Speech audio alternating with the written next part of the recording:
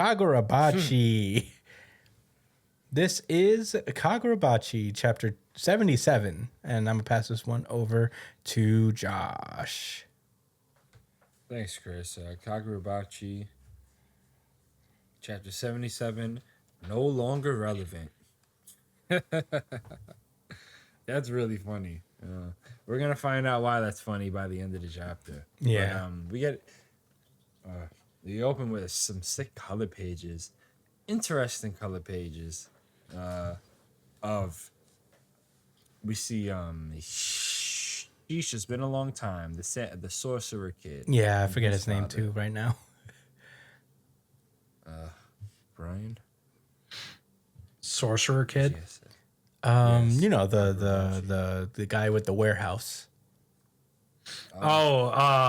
Hakuri. Hakuri? Yeah, that makes sense. Yeah, that I feel that's right. Yeah, Hakuri. Yeah, there we go. Thanks. Hakuri and his dad, Chihiro and his dad, and Iori and her father, Samura. Really cool. Yeah. They're passing the torch, you know? Anyway, last week, shit really hit the fan with Hirohiko using his banquet abilities and his play abilities, I think it's called. Yeah. With the Kumiyori sword. We thought Samura pulled up and killed him, and he didn't. But even though he tried to get away and confuse everybody, Samura still was able to find his ass after rebirthing Phoenix style, because he got stabbed a bunch of times. It was pretty crazy. I thought he died. I thought I won the bet because Chris and I have a gentleman's wager. And, Yeah. Well, you know, it's not over yet. Yeah, it still goes on. It still goes on. So, yeah. And anyway, this week the chapter starts with a couple people looking at this painting. These characters aren't relevant, I guess. And they're looking at this painting of the phoenix, where it says, "At the moment of death, it goes out in a blaze, only to be reborn from its own ashes, the legendary mythical bird." And Kenryu Yoshida, he's a painter, and he's like, "Yo, like, you know, this shit is real. Like, you know, I'm not making this up." Like, he says, it depicts a scene I myself witnessed during the Seitei War. Yeah, the Seitei War. Seitei War. He says, "And the name I recall hearing was Suzaku." As we cut to the to the hallway with Samura, Chihiro, and Hirohiko about to battle. Samura pulls up with burning feathers, and he's like, "From here on out, you're powerless." I guess he's talking to Hirohiko specifically. And he's like, "Oh, rebirth, so you're immortal? I fucking hope not, man." For my sake, I hope. Chihiro apparently knows about this. He's like, "Suzaku, the power of the phoenix, yet he's left his eyes unhealed." Interesting. Hirohiko feels a feather senses a feather right by like his head, and he reacts to evade Samura, who teleports over to him. He thinks, "I'm gonna slash them both since they're bunched together," because he's trying to kill Chihiro too. That's fucking crazy. And you know, they have like a 3-way clash of swords. Pause. And the clash is so intense that it creates like a slash Zoro style into the Kyoto hotel. This building's in really bad shape. Yeah. Good thing it's in like continuous construction though, so I guess it's like whatever. It's fine. Yeah. Sure. It's a shame that that the higher management here has gotten bodied already, so Yeah. nobody to complain about it. That's a good point.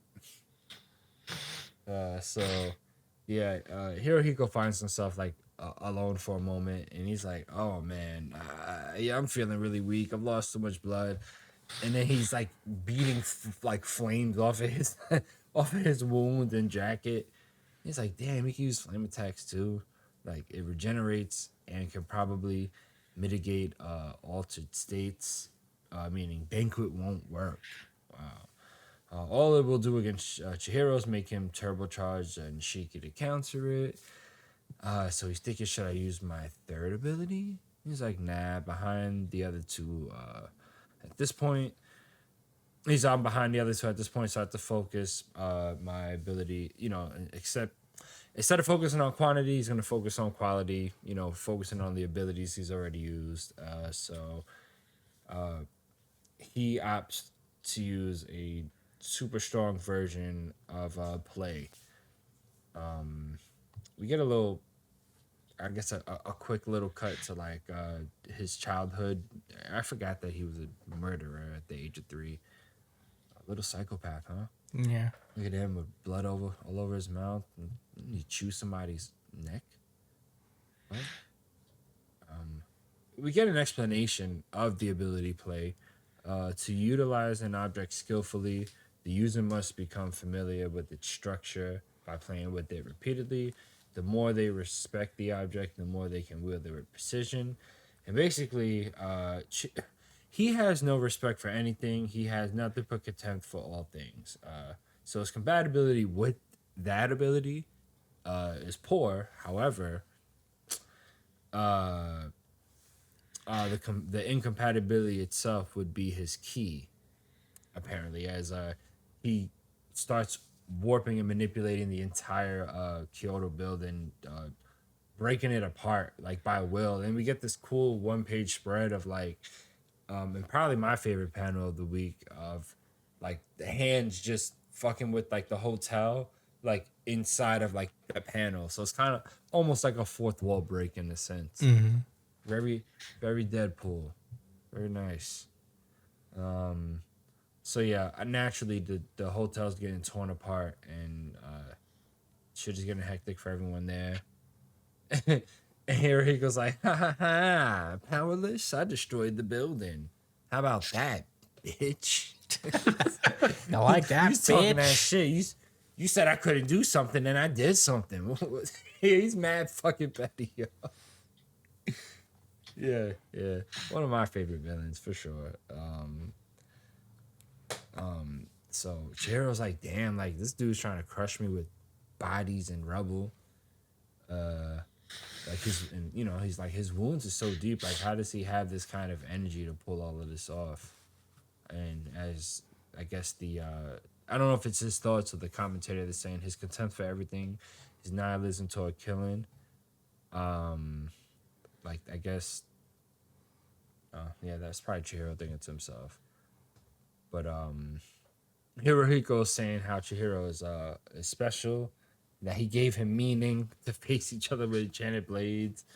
Says, with that goal, I can preserve infinitely. As he yells, like, get out of my way. He's ponders Samura's mentality, basically thinking like there has to be like a limit to it. Like he can't like use it indefinitely, which I am praying for as well. Please be the case. He's sending he's manipulating a whole bunch of like dead bodies and rubble to Samura to kind of and pushes him out of the hotel. And makes him like run away. He grows those crow wings and flies. Pretty sick. And Hirohiko says he's no longer relevant. It's now time for our showdown, Chihiro. And as he stares like at Chihiro, he sees that he's looking right past him. And Hirohiko looks back up at the sky, and we get this another epic 1-page spread of Samura starting, I guess, to like activate his like Phoenix abilities. Like he's starting to like burn up. And he shoots straight down, incinerating all of like the dead bodies that Hirohiko was manipulating, and he crashes straight into Hirohiko. completely nullifying his reality warping technique, reverting the hotel back to normal. I thought he was actually destroying that shit. That's crazy. And we cut to Hirohiko like, no, it can't be, as he's all bloody and his arm is chopped off for real this time. And Samura's picking up the Kumayuri.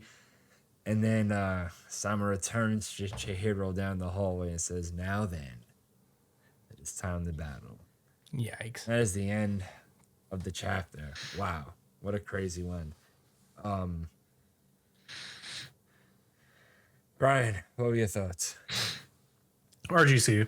Yeah, same here. Certified RGC. Certified RGC. Certified RGC.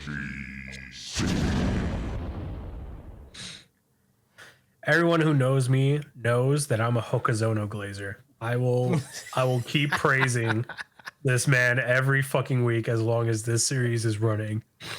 He is phenomenal. Phenomenal? Phenomenal. Yes. Phenomenal. I'm making a whole ass new word for this guy. This is good fucking shit. Man, he just has a way of making you like you just can't predict what he's gonna fucking do. It's very similar to JJK in that aspect, where it's just like you think you know how things are gonna go, like because you've been reading manga for a long time, so you're just like, oh yeah, this is gonna be like this because this is how it's supposed to be. But he always has a different take on things. And the flow of an arc will always be different from your traditional manga. So it's just a pleasure to read this thing every fucking week because this is like the best personification of new age manga. You know what I mean? Like this is it. This is what it looks like now. And this is probably what it's going to end up looking like in the future too. There's going to be a lot of people who have been inspired by JJK, by Chainsaw Man. A bunch of manga that's very cinematic and like very dynamic with its paneling and its storytelling. Man, this guy does it all, and I can't stop praising him every week. So this was a fucking fantastic chapter. But those are my thoughts. Yeah. I really enjoyed this chapter. Obviously, this was also my RGC. Certified RGC. Certified RGC. Certified RGC. And, it was just so cool. I mean, I don't know. I couldn't, I don't have any deep or super profound reason for it being my RGC. I just think this has been a really well-paced arc in terms of the action, in terms of the emotional beats. It's just been all around pretty great. Samura's power not like being so advanced that he could even heal things like inanimate objects around him. It just really adds to build him up and to build up his powers. I feel more affirmed that he's not going to die right now because I feel like this arc was really just one of its like functions is to power scale to a degree of just what is the difference between people on Hirohiko and Chihiro's level and the sword masters who actually know what they're doing with these things. And who have like a deep understanding of their swords. So I'm feeling I'm going to win this one. That notwithstanding, I don't think this is the end of Hirohiko, strangely enough. I think he's going to make it through this one. I can't help but think there's more to this character. I don't know if he'll get the Kumayuri back. I have a feeling he will somehow. Because, I feel like he's kind of intrinsically tied to it. Or maybe he gets a different blade. Maybe he loses the Kumayuri and gets one that's more suited to him.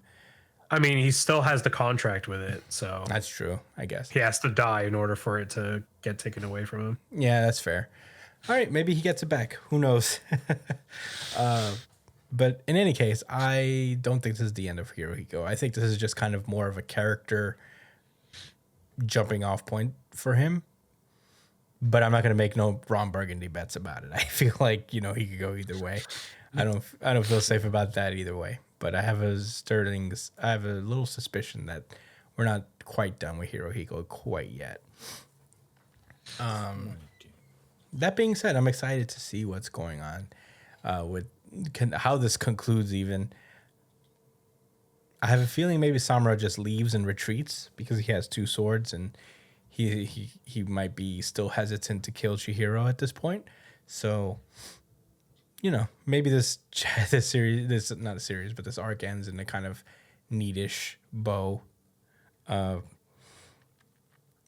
yeah, that's all I got to say about Kagurabachi. So good. Fucking 7-chapter heater, it feels. So I feel pretty good about it. Josh, what did you think? Man, this was an excellent chapter. I really felt in the moment. I guess I didn't want to give a retroactive one. I really felt like I was like popping off, as Brian would say, when I was reading Sakamoto Days. I was really surprised by how things went. But no, this was sick. This was sick. This was just such an artful chapter, then way to sequence the fight. I mean, just I don't want to gush too much about it like always. But I agree. I don't think this is the end for Hirohiko. There has to be some type of drawback to this Phoenix power. If Samura, all right, Chihiro is probably not going to kill Samura no matter what. I think even if it came down to them going for like each other's head, he would probably just hesitate and take a hit. Mm-hmm. So if Samura's going to die, it has to be through Hirohiko's meddling or something. One of the other sorcerers. Somebody has to do something about him. Especially because if he remembers his daughter after all of this, he's not going to be like, I don't know. I just don't think he's going to work with the Hishaku and yeah, that's the native. That's those sorcerers, right? The Hishaku and the Kaminabi is the good guys. All right, yeah. And besides, they're about to, I think it's over for their alliance with Samurai at this point, no matter what. Yeah. It's because they're going to try to either get the Shinichi or break this guy out one way or kill him. I mean, they're currently trying to get the Shinichi right now, so. Right, so I think they literally only had Samura around just so that they could kind of keep him in check before he turned on them, essentially. Like their deal with Samura was never going to be long term. Right. They just needed to keep their closest like enemy close. Wait, what if they kill him with the Shinichi? I mean, it won't happen now because they're really. What if it really literally far. happens now? They get the Shinichi, and then they just arrive at this place and then just kill Samura. does that count? It would count. If it happens within this arc. Well, now we're talking. Now we're cooking with gas. Yeah, now Chris is cooking. I'm liking this theory. Damn. I hope that doesn't happen. It would be bad storytelling if that were to happen. I would be so upset. If Hokuzono does it, he is the GOAT. I would give Kagurabachi my worst chapter of the week if that were to happen. He would have jumped the shark.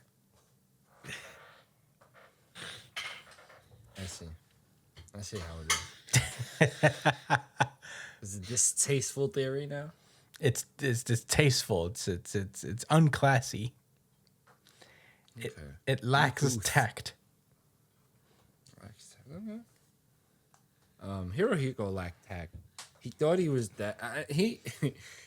You know what? I'm gonna say this. He stood himself until he's put out of commission. He really. really like, you know, I don't want to say it in an artful way. Like he showed Samura like it's whatever you slashed me, I lost, but I still did something when you said I couldn't. You said my abilities were useless, and I fucked everything up. I made you have to use your Super Phoenix power, and that's gonna be a drawback against Chihiro when he cuts his head off. Cause you know what? Surprise! I changed my mind. Chihiro is gonna kill him. He's gonna say, "Samura, you're a bastard to your fucking daughter," and I didn't like how you killed Utagara. No. Uraha? No. Yes, Uraha. Uraha. Yeah. Yeah, you may have to do that. So you're going to have to hold this one. But I bet you killed my dad. You killed my I bet it was name. you. I bet you killed my dad. You killed my name. Cut your head off. Josh was right. Yeah. That's how it's going to go. All right, those are my thoughts. All right. Do we have any rebuttals? Hokuzono stands unite. Oh, I want to say something else real quick. Okay. Man, Kagurabachi, speaking, like, when Brian brought up JJK, it just reminded me that this series for sure filled the void. It came right on time. Like, right when JJK For real. came. And it's not like this is similar to JJK. I'm not, like, trying to say that for one way or the other. I'm just saying that, like, the hypeness and the, you know, the fast paced, like, fighting. The aura. Like, it's nice. The aura. Kind of, and it's like a throwback to Bleach, to like the best qualities of Bleach. Mm-hmm. People actually fight it out in these, you know. Anyway, I'm not trying to throw shots. Sure I am, but I don't want to right now.